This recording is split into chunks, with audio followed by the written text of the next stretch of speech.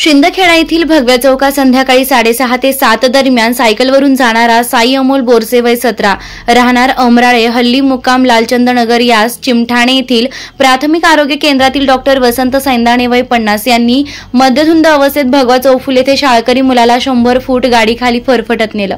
त्यात साई बोरसे अत्यवस्थ असून त्यास प्राथमिक उपचारासाठी ग्रामीण रुग्णालयात दाखल केलं। त्यावर डॉक्टर विनय बोरसे यांनी प्राथमिक उपचार केले, परंतु स्थिती अत्यवस्थ असल्यामुळे त्या मुलाला पुढील उपचारासाठी धुळे येथे 108 रुग्णवाहिकेने रवाना करण्यात आले। सदर भगवा चौकामध्ये अतिक्रमण असल्यामुळे अशा प्रकारचे अपघात वारंवार होत असतात।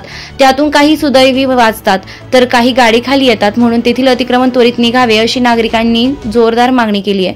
अशा ठिकाणी गतिरोधक बसविणे काळाची गरज आहे। मग ते भगवा चौक, पाटण, चौफुलीवरही अशा वारंवार घटना घडत असतात। सार्वजनिक बांधकाम विभागाने लक्ष वेधून या ठिकाणी त्वरित गतिरोधक बसवावे अशी मागणी नागरिकांची आहे। डॉक्टर वसंत सैंदाणे यांची स्कोडा MH18 BC 2475 पोलीस स्टेशनला जमा करण्यात आली असून डॉक्टर वसंत सैंदाणे यांना देखील पोलिसांनी ताब्यात घेतलं असून पुढील कारवाई सुरू आहे। डॉक्टर सैंदाणे हे BK देसले नगर येथील रहिवासी असून चिमठाणे प्राथमिक आरोग्य केंद्रात असतात। डॉक्टर सैंदाणे हे 24 तास मध्यधुंद अवस्थेत ड्युटी करत असतात असं प्रत्यक्षदर्शी नागरिकांचं म्हणणं आहे। त्यांचे अशा अवस्थेत गाडी चालवणे हे नेहमीचेच आहे। अशा स्थितीत त्यांनी स्टेशन रोडवरून येताना 2 ते 4 लोकांना हुलकावणी दिली व शेवटी या मुलाला गाडीखाली घेतलाय। अशा व्यसनाधीन डॉक्टरांना चाप बसला पाहिजे अशी नागरिकांची मागणी होत आहे। यादवराव सावंत, शिंदखेडा।